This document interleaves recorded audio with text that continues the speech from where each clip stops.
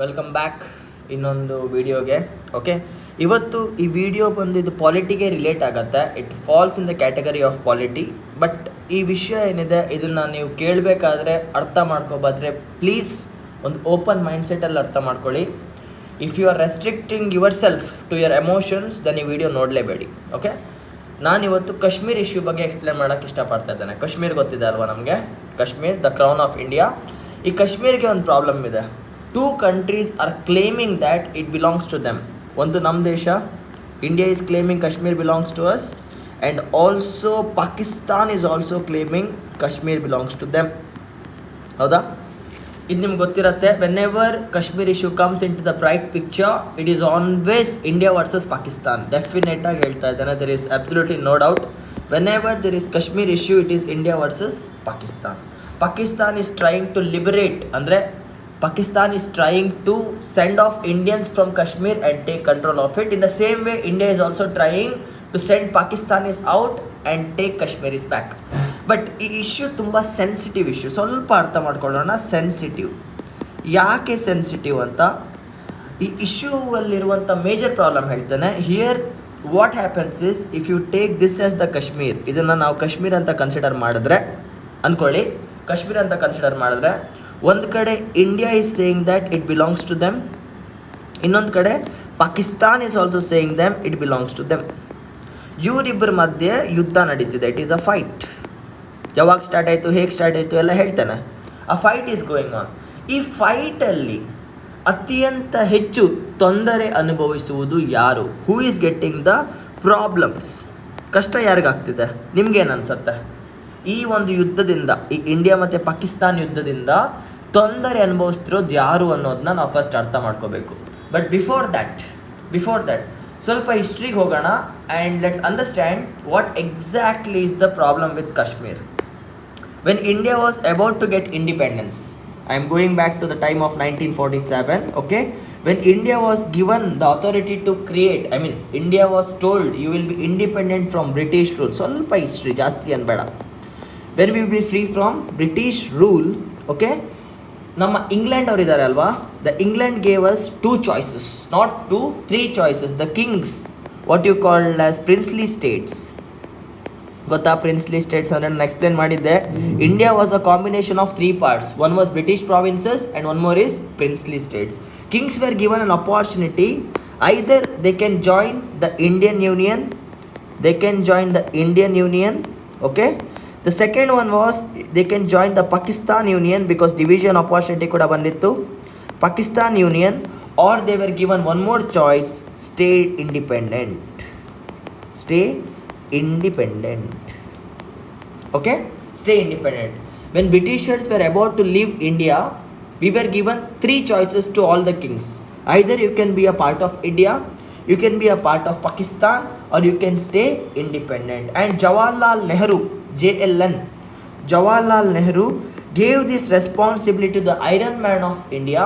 Jawaharlal Nehru ಇಂಥ ಒಂದು ದೇಶನ ಒಕ್ಕೂಡಿಸುವ ಒಂದು ಮಹತ್ವವಾದ ಕಾರ್ಯವನ್ನು ಕೊಟ್ಟಿದ್ದು ಸರ್ದಾರ್ ವಲ್ಲಭಾಯ್ ಪಟೇಲ್ ಅವರಿಗೆ. Sardar Vallabhbhai Patel used to go to every princely state and ask them to join the Indian union. ನಾವೀಗ ನೋಡುವಂಥ ಒಂದು ಮ್ಯಾಪ್ ಏನಿದೆ, Indian map, this map architect is definitely Sardar Vallabhbhai Patel ಅವರೇ. ಆದರೆ 3 places were making the issue. ಅದರಲ್ಲಿ ಹೈಲೈಟ್ ಆಗೋ ಇಶ್ಯೂ ಇವಾಗ ಕಾಶ್ಮೀರ್.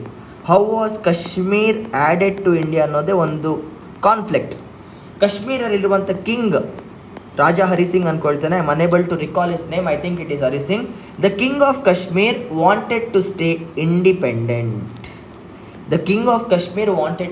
ಇಂಡಿಪೆಂಡೆಂಟ್. ಬಟ್ ನೀವು ಅರ್ಥ ಮಾಡ್ಕೊಳ್ಳಿ, ಕಾಶ್ಮೀರ್ ಇರುವಂಥ ಒಂದು ಲೊಕೇಶನಲ್ಲಿ, where Kashmir is located, it is exactly located as a sandwich in between Pakistan and also India.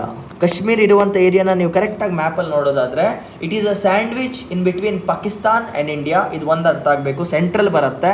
And the king of Kashmir wanted to stay independent. ನಾನು ಪಾಕಿಸ್ತಾನ್ಗೂ ಸೇರಲ್ಲ, ಇಂಡಿಯಾಗೂ ಸೇರಲ್ಲ ಅಂತ ಹಠ ಮಾಡ್ಕೊಂಡು ಕೂತಿದ್ರು. ಸರ್ದಾರ್ ವಲ್ಲಭಾಯ್ ಪಟೇಲ್ ಅವರು ಕೂಡ ಅವ್ರನ್ನ ತುಂಬ ಕನ್ವಿನ್ಸ್ ಮಾಡೋಕ್ಕೆ ಟ್ರೈ ಮಾಡಿದರು. He was not ready.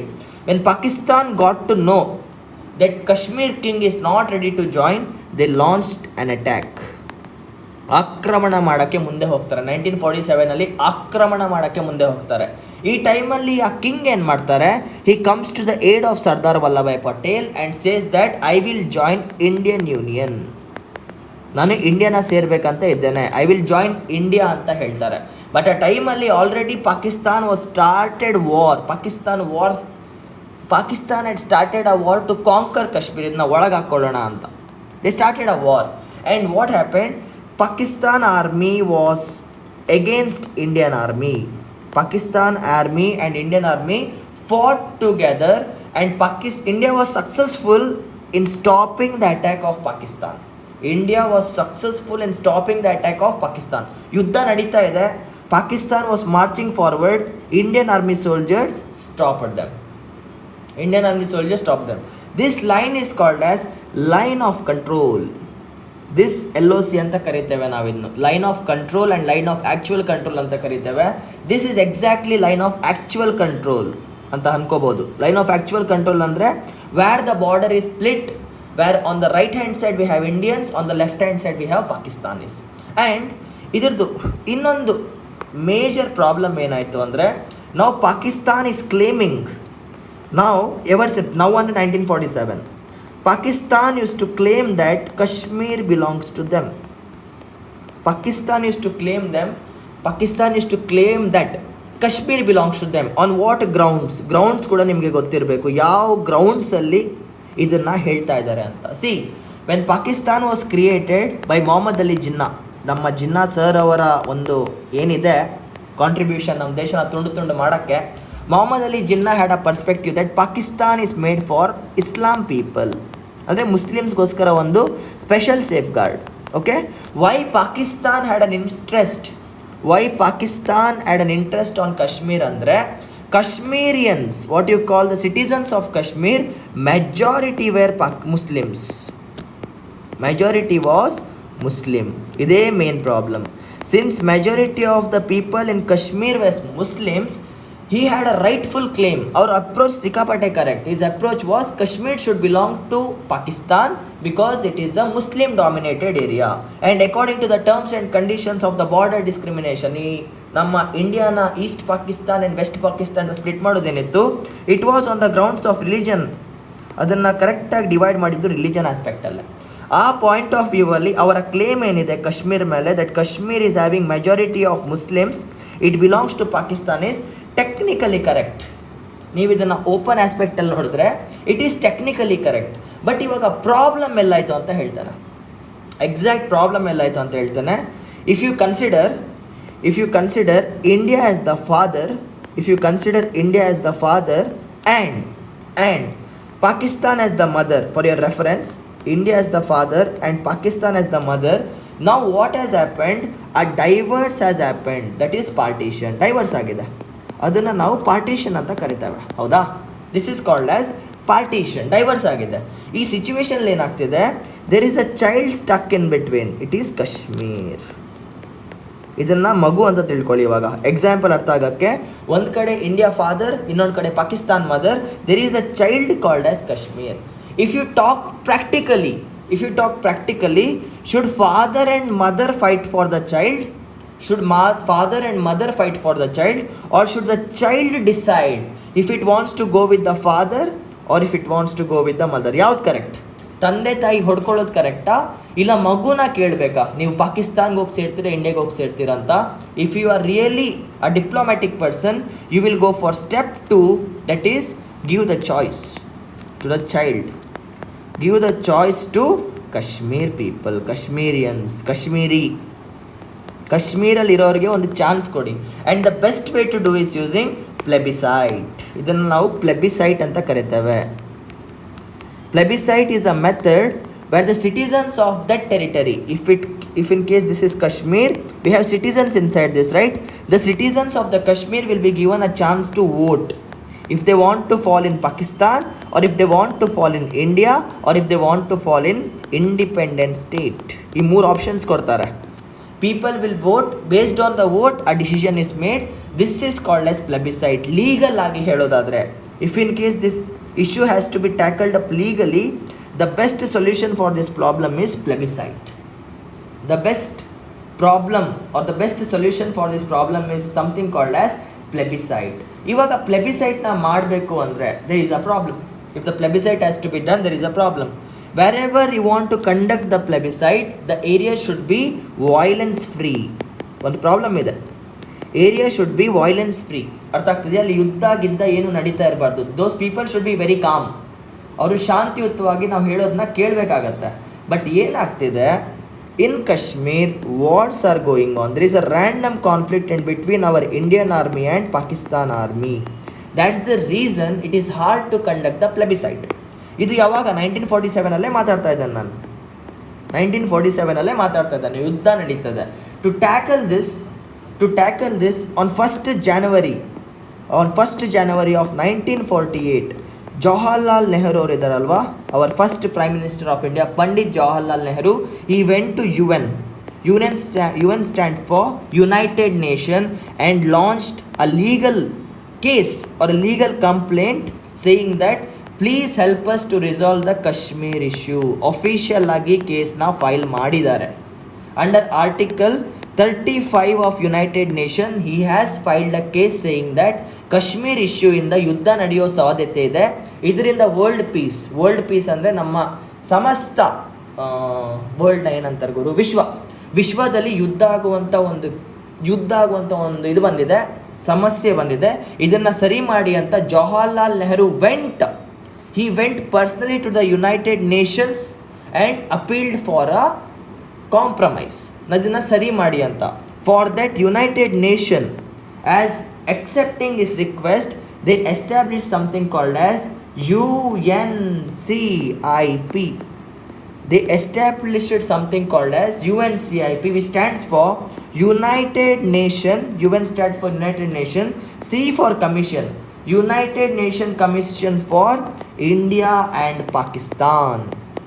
They created a separate commission called as United Nation Commission for India and Pakistan, and that commission gave an advice saying that let's conduct a plebiscite.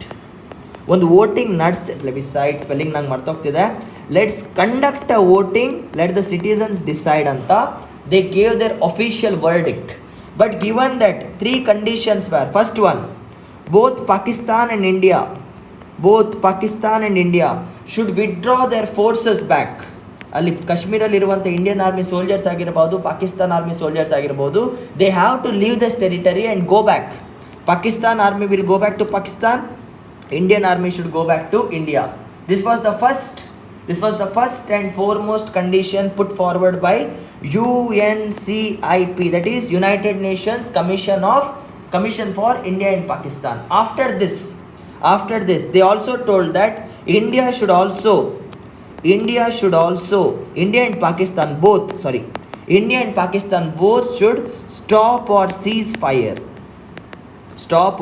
Seize fire ಅಂದರೆ ಯುದ್ಧ ಏನು ನಡೀತಿದೆ, ಅಲ್ಲೇನು ಬಂದೂಕಲ್ಲಿ ಹೊಡ್ಕೊಳ್ತಿದ್ದಾರೆ ಅದನ್ನು ನಿಲ್ಲಿಸಬೇಕು, ನೀವು ಸಮಾಧಾನವಾಗಿ, you should cease the fire and go back ಅಂತ ಹೇಳ್ತಾರೆ. And third advice that was given to India was create a plebiscite commission. ಅಂದರೆ ವೋಟ್ ಮಾಡೋಕ್ಕೆ ಬೇಕಾಗುವಂಥ ಏನೇನು ನೆಸೆಸಿಟೀಸ್ ಇದೆ ಅದನ್ನು ನೀವು ನೋಡ್ಕೊಳ್ಳಿ ಅಂತ ಹೇಳಿದ್ರು. They said it. They officially said it. This was the verdict passed by the United Nations Commission for India and Pakistan. And practically speaking, if you are not biased enough, practically speaking, if Kashmir has majority of Muslims in its area, the people will definitely choose to go to Pakistan only. People will choose. In 1947 scenario, you consider madre, they would have chosen to go back to Pakistan itself. Or if our luck is good, they would have chosen to come to India itself. ಏನೋ ಜನರಿಂದ decide ಮಾಡೋದಾದರೆ it is left to the people. But what is happening, both India and Pakistan is fighting since 1947. 75 ವರ್ಷ ಆಗಿದೆ, ಇವಾಗಲೂ ಕೂಡ ನಾವು ಹೊಡ್ಕೊಳ್ತಾನೇ ಇದ್ದೇವೆ. This case is still active in United Nations. What is the best solution for this problem? The best solution for this problem is let's conduct a plebiscite. ಮಾಡೇ ಬಿಡೋಣ ಪ್ಲೆಬಿಸೈಟ್ನ, ಏನಾಗುತ್ತೆ? Let's conduct the plebiscite and diplomatically let's handle this issue. See problems ಏನಾಗುತ್ತೆ ಅಂತ ಹೇಳ್ತಾನೆ ಯುದ್ಧದಿಂದ, unnecessarily there is a war in between India and Pakistan. There is a war in between India and Pakistan. Some political parties are misusing this scenario for their benefit. Some political parties ಇದನ್ನು misuse ಮಾಡ್ಕೊಳ್ತಾ ಇದೆ. India Pakistan ಯುದ್ಧ ಬಂದರೆ ಸಾಕು elections ಟೈಮಲ್ಲಿ ಪ್ರತಿಯೊಂದು party ಕೂಡ ಹೇಳುತ್ತೆ, ನೀವು ನಮ್ಮನ್ನು ಗೆಲ್ಲಿಸಿ ನಾವು ಇಂಡಿಯಾಕ್ಕೆ ಕಾಶ್ಮೀರ್ ತಂದು ಕೊಡ್ತೀವಿ ಅಂತ. ಬೇಡ, ಕಾಶ್ಮೀರ್ನ ತಂದು ಕೊಡೋದು ಬೇಕಾಗಿಲ್ಲ. ಕಾಶ್ಮೀರ್ ಜನಕ್ಕೆ ಏನು ಬೇಕೋ ಅದನ್ನ ಕೊಟ್ಟರೆ ಸಾಕು. C, other than Kashmir, all the states of the India, other than Kashmir, all the states of India enjoy fundamental rights. We have right to speech, we have right to freedom, we have right to dignified life, we have right to movement. ಪ್ರತಿಯೊಂದು fundamental rights starting from article 12 to all the fundamental rights. Don't worry, ಯಾಕೆ ಇದನ್ನು ಹೇಳ್ತಾ ಇದ್ದೇನೆ ಅಂದರೆ next topic is based on fundamental rights. I want you to understand the importance of fundamental rights. ಪ್ರತಿಯೊಂದು fundamental ರೈಟ್ನ ಕೂಡ ನಾವು ಎಂಜಾಯ್ ಮಾಡ್ತಾ ಇದ್ದೇವೆ. We are enjoying them. We enjoy all the fundamental rights. But if you go to Kashmir, you can see that ಅಲ್ಲಿರೋ ಮಕ್ಕಳು ಸ್ಕೂಲಿಗೆ ಹೋಗೋಕೆ ಕೂಡ ಹೆದರ್ಕೊಳ್ತಾರೆ. ಬೆಳಿಗ್ಗೆ ಹೋಗುವಂಥ ಮಗು ಸಂಜೆ ಜೀವಂತವಾಗಿ ಬರುತ್ತೆ ಅನ್ನೋ ನಂಬಿಕೆಯಲ್ಲಿ ಇರಲ್ಲ. Such kind of a very terrific area is Kashmir. ಸಿಕ್ಕಾಪಟ್ಟೆ ಸೆನ್ಸಿಟಿವ್. ಇಷ್ಟು ದೊಡ್ಡ ಯುದ್ಧ ಆಗೋಕ್ಕೆ ಕಾರಣ ಏನು ಅಂದರೆ, ಟು ಬಿ ಫ್ರ್ಯಾಂಕ್, ಇಷ್ಟು ದೊಡ್ಡ ಯುದ್ಧ ಆಗೋಕ್ಕೆ ಕಾರಣ ಏನಂದರೆ a simple partition agreement. A simple partition agreement, that is India will be separated from Pakistan or Pakistan will be separated from India ಅನ್ನೋ ಒಂದು ಡಿಸಿಷನ್ನಿಂದ 75 ಇಯರ್ಸಿಂದ ಹೊಡ್ಕೊಳ್ತಾ ಇದ್ದೀವಿ. And who were the two parties who took up this decision was, one was from India, it was Mahatma Gandhi ji. He accepted to give Pakistan out of India, and the other one was Mr. Noor Muhammad Ali Jinnah. I think it is Noor or Muhammad Ali Jinnah, ಯಾರಂತ ನಂಗೆ ಸರಿಯಾಗಿ ನೆನಪಿಲ್ಲ. These two people made a choice of dividing India into two pieces, and the result of it, we people are still facing it even after 75 years of independence. ನಮಗೆ ಈ ಕಷ್ಟ ಇದೆ. ಒಂದು sign, a signature, something like this to divide one country, and the one who acted as a bridge in between these two was Mountbatten. It was Mountbatten plan to divide India into three parts: East Pakistan, yes, West Pakistan, and India. India was split into three parts, and even today we people are fighting based on one territory which is called as Kashmir. 75 ವರ್ಷದಿಂದ ಹೊಡ್ಕೊಳ್ತಾನೆ ಇದ್ದೇವೆ. Why? Because we feel Kashmir is a part of India, Pakistan feels Kashmir is a part of Pakistan, which is technically true, ಎರಡು correct. But end of the day, the decision should be made by the citizens of Kashmir. ನಾವು ಹೊಡ್ಕೊಳ್ಳೋದಲ್ಲ, ಮಗುಗೆ chance ಕೊಡೋಣ. It's better to go for a plebiscite and let them decide if they want to be in India or if they want to be in Pakistan. Let's close this issue. The moment this issue is closed, the fight between India and Pakistan, remember, the fight between India and Pakistan that is going on from 75 years will stop. The moment this fight stops, India and Pakistan will become friends again. They will start living in harmony again. With this, a lot of wars will stop. A lot of wars, ಯುದ್ಧಗಳೇ ನಿಂತೋಗುತ್ತೆ. If Pakistan becomes friend with India, India will have no more problem with China or neither USA. All the supporters of Pakistan will also become a friend of India. ಅರ್ಥ ಮಾಡ್ಕೊಳ್ಳಿ. All the supporters of Pakistan will become friends of India. Will it not promote world peace? Will it not promote world peace? World peace ಅಂದರೆ ಏನು? ಸಮಸ್ತ ಭೂಮಂಡಲದಲ್ಲಿ ಒಂದು ಸುಖ ಶಾಂತಿ ಬರುವುದು. A world peace, ವಿಶ್ವ ಶಾಂತಿ. ಇದಕ್ಕೆ ನಾಂದಿ ಹಾಡಬೇಕಾಗಿರೋದು one is India and one is Pakistan, and the only way to do it is using plebiscite for Kashmir. Just ಒಂದು ಕಾಶ್ಮೀರ್ ಇಶ್ಯೂಯಿಂದ ಇಷ್ಟೆಲ್ಲ ನಡಿಬೇಕಾದ್ರೆ ಸಮಾಧಾನವಾಗಿ ಮಾತಾಡಿ ಇದನ್ನು ನಿಲ್ಲಿಸ್ಬಿಡ್ಬೋದು. ಬಟ್ ಇದು ಯಾಕೆ ಆಗ್ತಿಲ್ಲ? Why is it not happening is politicians are using Kashmir as a tool for winning elections. It is 100% true. ಇದನ್ನು ನೀವು ನೋಡ್ತಾ ಇರ್ತೀರ. ಪ್ರತಿ ಎಲೆಕ್ಷನ್ ಬಂದರೂ ಕೂಡ ಕಾಶ್ಮೀರ್ನ ತಗೊಬರ್ತಾನೆ ಅಂತ ಕಾಂಗ್ರೆಸ್ ಕೂಡ ಹೇಳುತ್ತೆ, JDS ಕೂಡ ಹೇಳುತ್ತೆ, BJP ಕೂಡ ಹೇಳುತ್ತೆ. Central all the government parties always use Kashmir as a tool to win the elections. This is not a tool guys, it is an act of humanity. ಅಲ್ಲಿರುವವ್ರಿಗೂ ಬದುಕಕ್ಕೆ ಬಿಡಬೇಕು. 75 ವರ್ಷದಿಂದ ಅವ್ರು ಅಲ್ಲಿ ಬದುಕಕ್ಕೆ ಆಗ್ತಿಲ್ಲ. ಯಾಕೆ? ನಮ್ಮಿಬ್ಬರ ಹೊಡೆದಾಟ, ನಮ್ಮಿಬ್ಬರ ಅಂದರೆ ಇಂಡಿಯಾ ವರ್ಸಸ್ ಪಾಕಿಸ್ತಾನ್ ಹೊಡೆದಾಟ. ಈ ತಂದೆ ತಾಯಿ ಜಗಳದಲ್ಲಿ ಮಗು ಬಲಿಯಾದಂಗೆ ಕಾಶ್ಮೀರಿಯನ್ಸ್ ಬಲಿ ಆಗ್ತಾ ಇದ್ದಾರೆ. To put a stop of this, the only way is a fair and free elections using plebiscite. Yes, And this can be done if all Indians and Pakistanis come together to understand this issue. Kashmir is not a tool for us to play with the feelings of lakhs of people, lakhs of citizens of Kashmir. Kashmir is a very delicate flower. It's a blooming flower. We all together should put a stop to this. ಈ issue stop ಆದರೆ India and Pakistan wars will end forever. This is the only fight that is going on, right? Let's put an end to this and let's bring back our unity that we had before 1947. 1947 ಮೊದಲು ನಮ್ಗೆ ಯಾವುದೇ ರೀತಿ ಜಗಳ ಇರಲಿಲ್ಲ. India and Pakistan was brothers and brothers.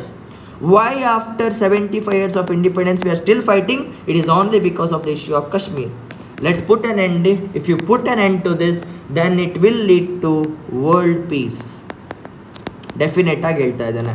This is my take on this Kashmir issue. I have given you the brief history what is happening.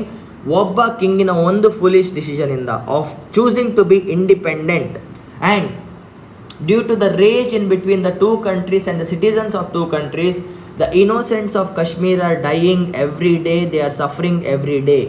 Let's put an end to this by what? Conducting fair and free plebiscite in Kashmir. This is the decision that needs to be taken by both Indian government and Pakistan government. If both the governments come together and decide to set up a free and fair plebiscite, ಆಮೇಲೆ decision ಏನೇ ಬರಲಿ, let the Kashmirians decide to go to Pakistan or let them go to India. If whatever decisions they take, if we consider it honestly, this issue of 75 years of battle will end in one instant. This is one of the most important decisions that need to be taken in this decade so that we can stop World War III. This will also act as a spark. The fight between India and Pakistan may also act as a spark for the starting of World War III, which will be very, very devastating. Right now Russia is attacking Ukraine, ಅದು ನಿಮಗೆ ಗೊತ್ತಿರತ್ತೆ. Very soon China will attack, I think, what is that? I am not sure which country it will attack. China is also looking for some place. If everyone are fighting again and again and again and again, this will lead to World War III, which should not happen. We as citizens of India, we as the responsible human beings of this world, we as the citizens of this world should always prefer peace over the war. This is my take on this issue. Kashmir issue na ಹೇಳಿದ್ ನಿಮ್ಗೆ ಅರ್ಥ ಆಗಿರುತ್ತೆ. If in case this question is asked in UPSC, the only way to solve this is plebiscite. This was the only thing I wanted to say in this video. So ನಾಳೆಯಿಂದ fundamental rights ಬಗ್ಗೆ ಮಾತಾಡೋಣ. ಅಲ್ಲಿವರೆಗೂ ಜೈ.